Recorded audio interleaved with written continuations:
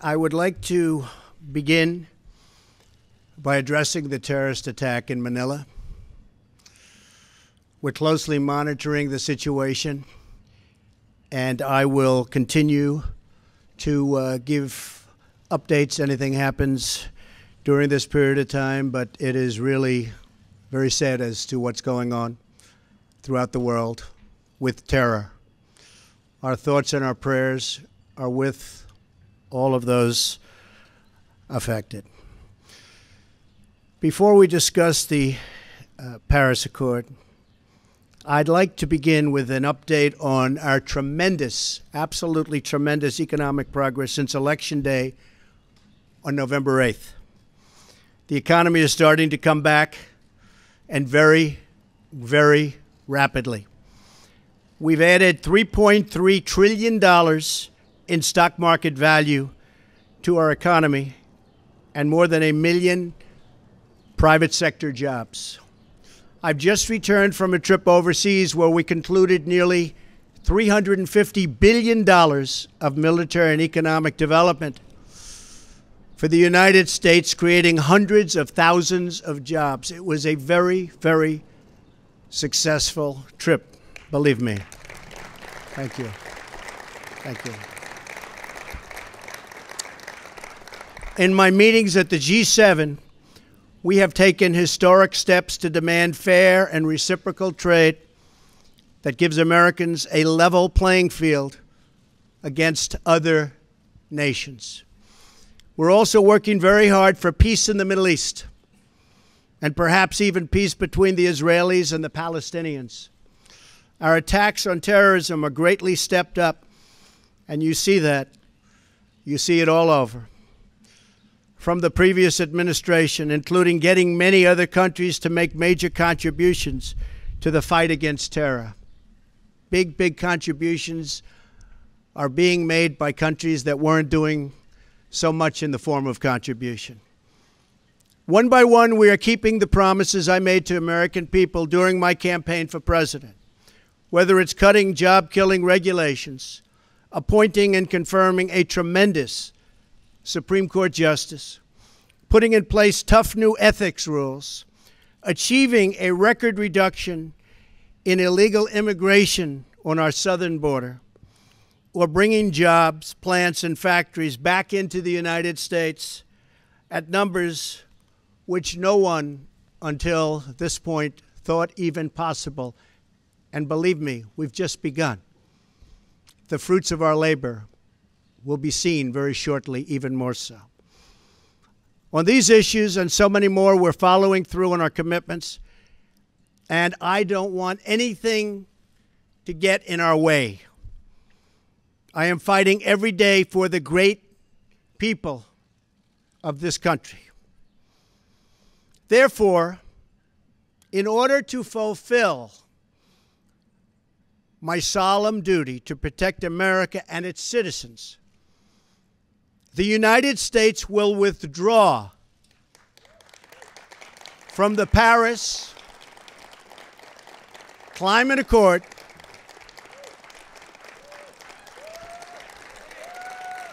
Thank you.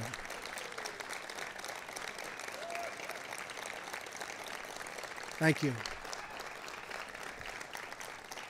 But begin negotiations to re-enter either the Paris Accord or in really entirely new transaction on terms that are fair to the United States, its businesses, its workers, its people, its taxpayers.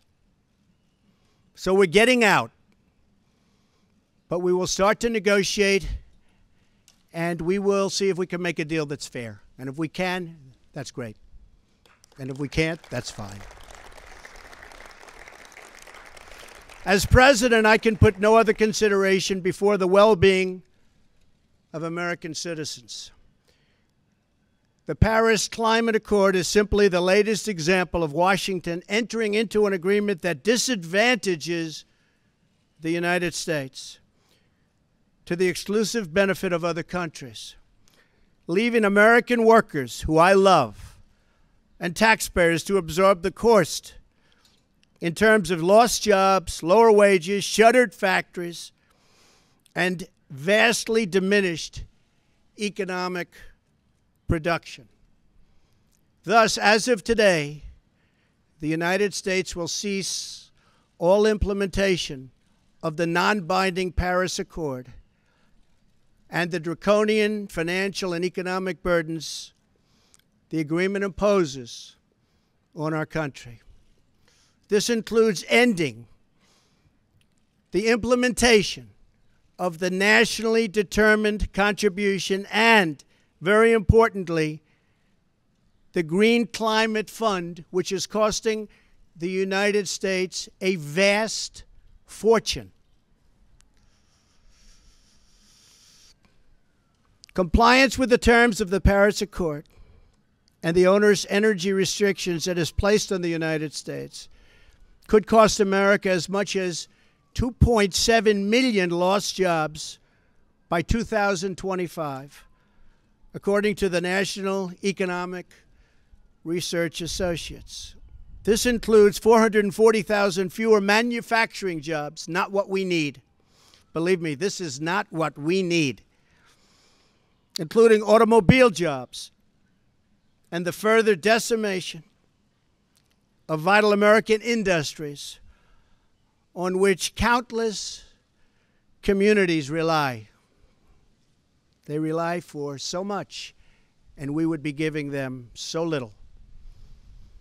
According to the same study, by 2040, compliance with the commitments put into place by the previous administration would cut production for the following sectors: paper, down 12%. Cement, down 23%. Iron and steel, down 38%. Coal, and I happen to love the coal miners, down 86%. Natural gas, down 31%.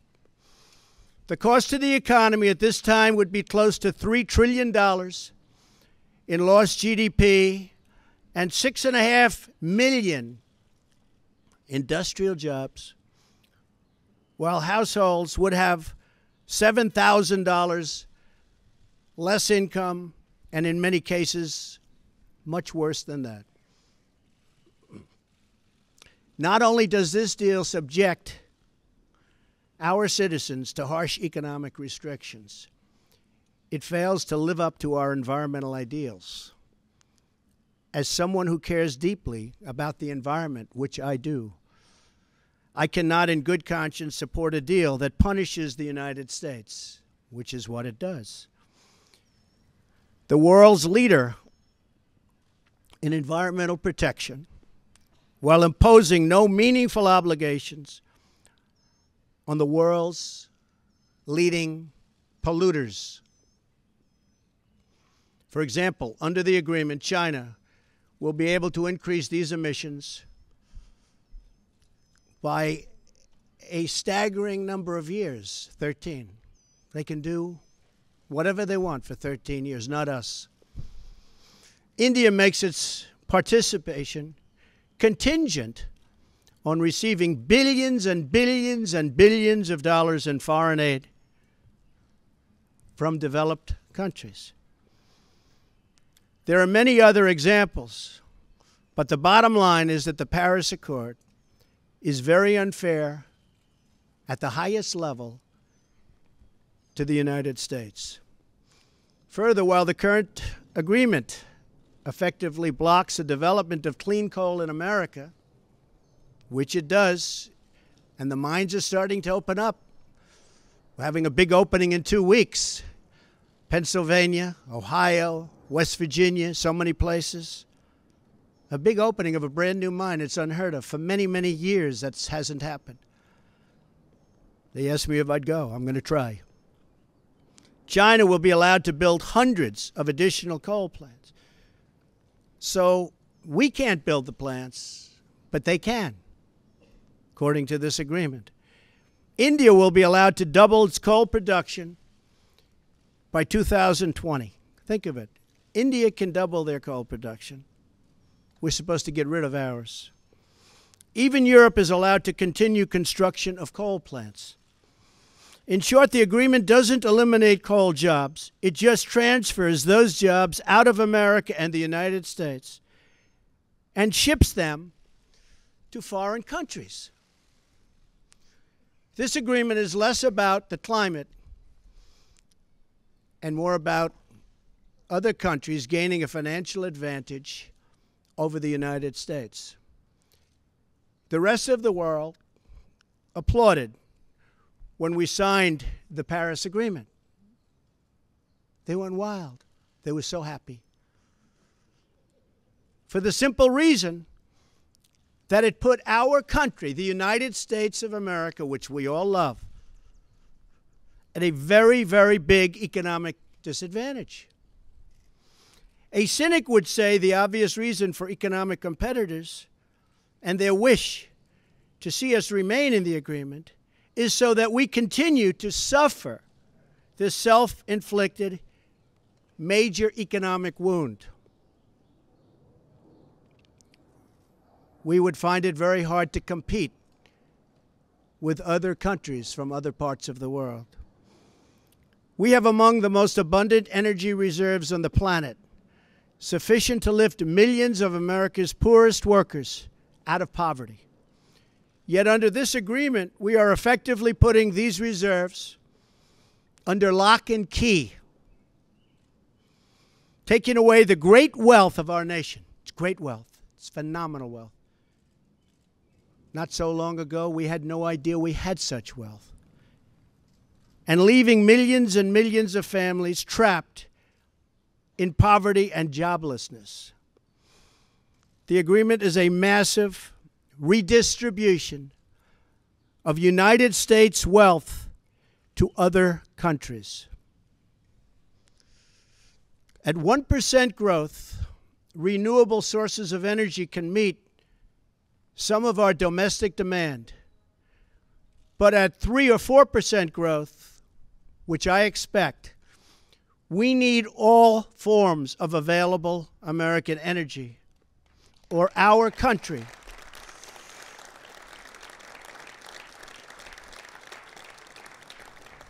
will be at grave risk of brownouts and blackouts. Our businesses will come to a halt in many cases, and the American family will suffer the consequences in the form of lost jobs and a very diminished quality of life.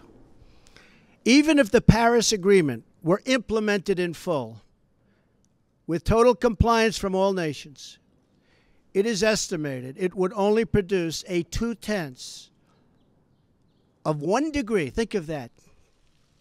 This much Celsius reduction in global temperature by the year 2100. Tiny, tiny amount. In fact, 14 days of carbon emissions from China alone would wipe out the gains from America, and this is an incredible statistic, would totally wipe out the gains from America's expected reductions in the year 2030, after we have had to spend billions and billions of dollars, lost jobs, closed factories, and suffered much higher energy costs for our businesses and for our homes. As the Wall Street Journal wrote this morning, the reality is that withdrawing is in America's economic interest and won't matter much to the climate. The United States under the Trump administration will continue to be the cleanest and most environmentally friendly country on earth. We'll be the cleanest. We're going to have the cleanest air. We're going to have the cleanest water. We will be environmentally friendly, but we're not going to put our businesses out of work. And we're not going to lose our jobs. We're going to grow. We're going to grow rapidly.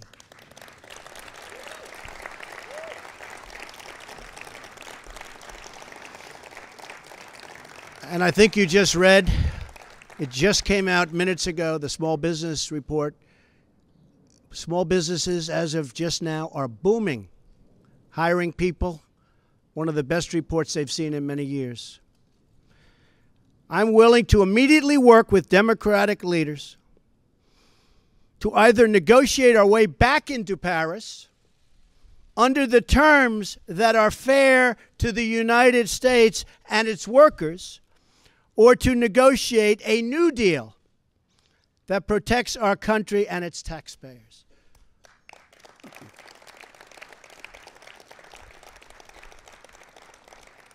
So if the obstructionists want to get together with me, let's make them non-obstructionists.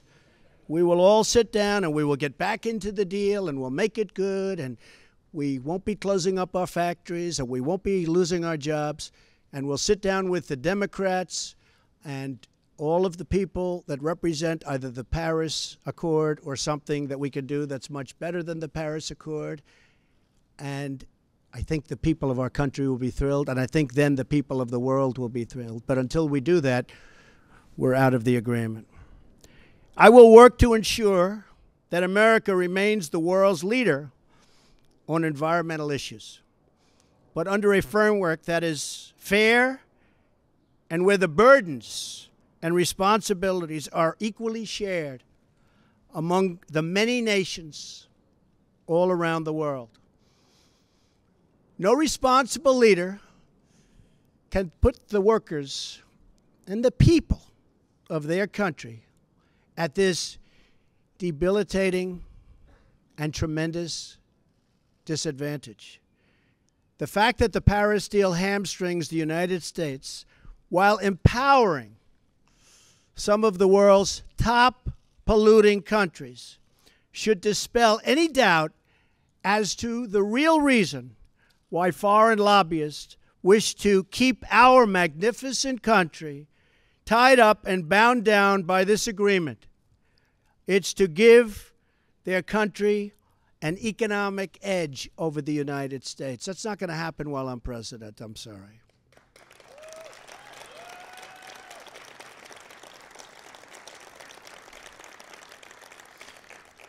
My job as president is to do everything within my power to give America a level playing field and to create the economic, regulatory, and tax structures that make America the most prosperous and productive country on earth, and with the highest standard of living and the highest standard of environmental protection. Our tax bill is moving along in Congress, and I believe it's doing very well. I think a lot of people will be very pleasantly surprised. The Republicans are working very, very hard. We'd love to have support from the Democrats, but we may have to go it alone, but it's going very well.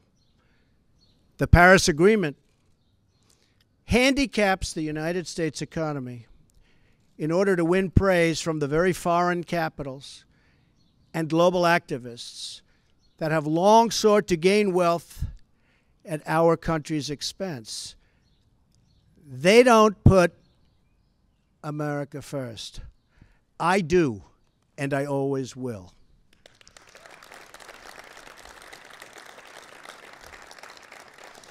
The same nations asking us to stay in the agreement are the countries that have collectively cost America trillions of dollars through tough trade practices and, in many cases, lax contributions to our critical military alliance. You see what's happening. It's pretty obvious to those that want to keep an open mind. At what point does America get demeaned? At what point do they start laughing at us as a country? We want fair treatment for its citizens, and we want fair treatment for our taxpayers. We don't want other leaders and other countries laughing at us anymore, and they won't be. They won't be. I was elected to represent the citizens of Pittsburgh, not Paris.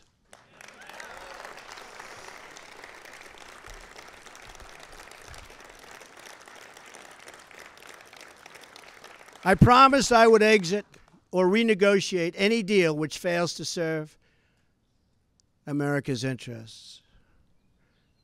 Many trade deals will soon be under renegotiation. Very rarely do we have a deal that works for this country, but they'll soon be under renegotiation. The process has begun from day one, but now we're down to business. Beyond the severe energy restrictions inflicted by the Paris Accord, it includes yet another scheme to redistribute wealth out of the United States through the so-called Green Climate Fund, nice name, which calls for developed countries to send $100 billion to developing countries, all on top of America's existing and massive foreign aid payments. So we're going to be paying billions and billions and billions of dollars, and we're already way ahead of anybody else. Many of the other countries haven't spent anything, and many of them will never pay one dime. The Green Fund would likely obligate the United States to commit potentially tens of billions of dollars, of which the United States has already handed over $1 billion. Nobody else is even close. Most of them haven't even paid anything, including funds raided out of America's budget for the war against terrorism. That's where they came. Believe me, they didn't come from me. They came just before I came into office. Not good. And not good the way they took the money. In 2015, the United Nations, departing top climate officials, reportedly described the $100 billion per year as peanuts, and stated that the $100 billion is the tail that wags the dog.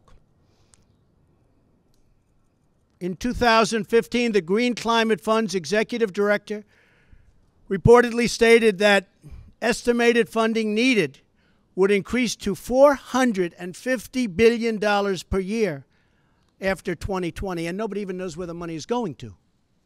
Nobody's been able to say, where is it going to? Of course, the world's top polluters have no affirmative obligations under the Green Fund, which we terminate. America is $20 trillion in debt.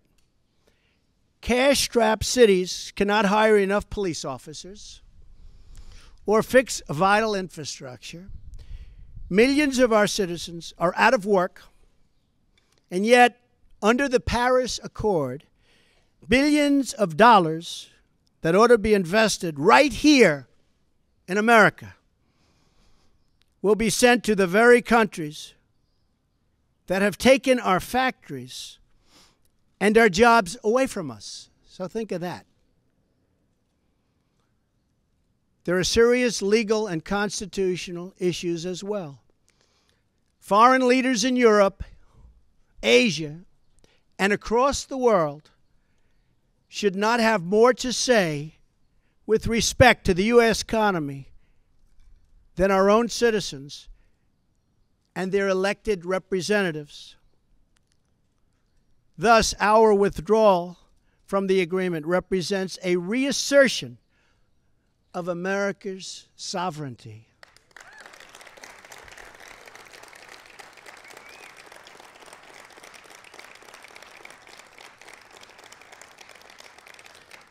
Our Constitution is unique among all nations of the world, and it is my highest obligation and greatest honor to protect it, and I will. Staying in the agreement could also pose serious obstacles for the United States as we begin the process of unlocking the restrictions on America's abundant energy reserves, which we have started very strongly. It would once have been unthinkable that an international agreement could prevent the United States from conducting its own domestic economic affairs. But this is the new reality we face if we do not leave the agreement or if we do not negotiate a far better deal. The risks grow as historically these agreements only tend to become more and more ambitious over time. In other words, the Paris framework is just a starting point, as bad as it is, not an end point. And exiting the agreement protects the United States from future intrusions on the United States' sovereignty and massive future legal liability. Believe me, we have massive legal liability if we stay in. As president, I have one obligation, and that obligation is to the American people. The Paris Accord would undermine our economy, hamstring our workers, weaken our sovereignty, impose unacceptable legal risk, and put us at a permanent disadvantage to the other countries of the world. It is time to exit the Paris Accord.